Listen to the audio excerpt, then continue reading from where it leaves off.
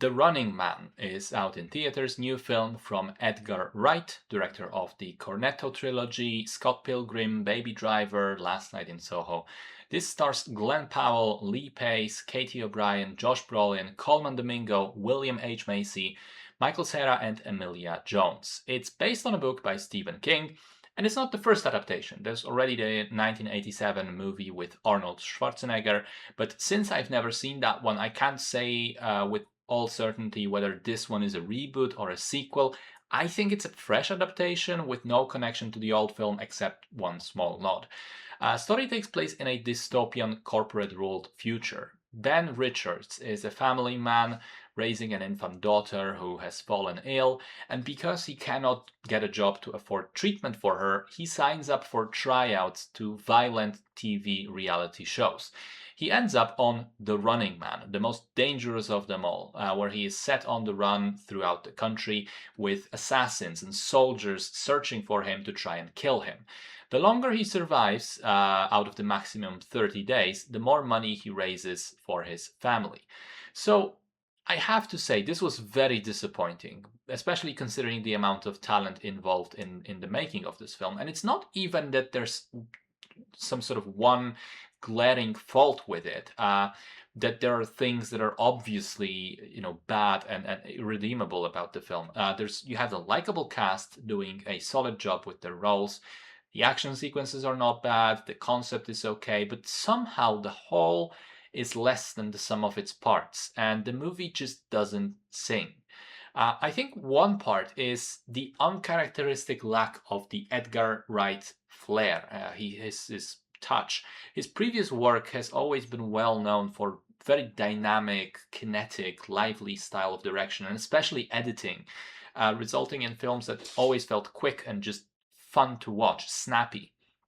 If you showed me The Running Man and told me to guess who made it, in 100 years I wouldn't be able to tell you this was Edgar Wright, because his characteristic style is completely missing. The film feels somehow flat and boring in terms of its visuals and editing style. It's just average, it's pedestrian.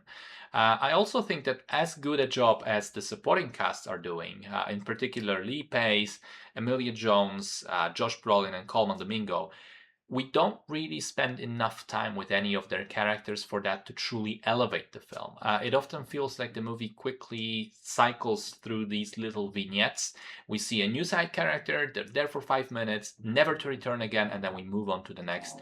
And then the one person who is arguably miscast is unfortunately Glenn Powell. Now, look, I like the guy. I think he was very good in Top Gun Maverick and Anyone But You and Hitman, but there's something not quite clicking about him in this film. I think maybe part of it's the inconsistencies in writing, because on the one hand, this guy is built up to be this loving family man, an altruistic person who is selfless, and eventually a kind of a symbol for a revolutionary movement. But at the same time, they keep telling us he's the angriest man in America and is supposed to have this unpredictable tendency to explode in rage.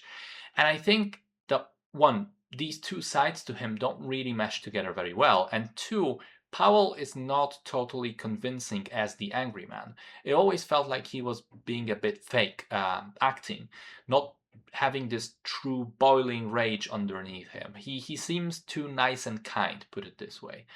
And finally, I think the structure of the film, especially the ending, is very strange. It kind of comes suddenly and abruptly. It feels like it's going to do a very bold thing and then backs out of it, and instead instead of giving us a properly emotionally charged climax, it moves into this sort of strange narrated epilogue of sorts. So I guess in the end, there are some faults after all, but I do stand by my original assessment, which is that on paper, when you look at all the individual elements of this movie, it should be much better. And it just isn't. I think it ends up a bland and forgettable studio film.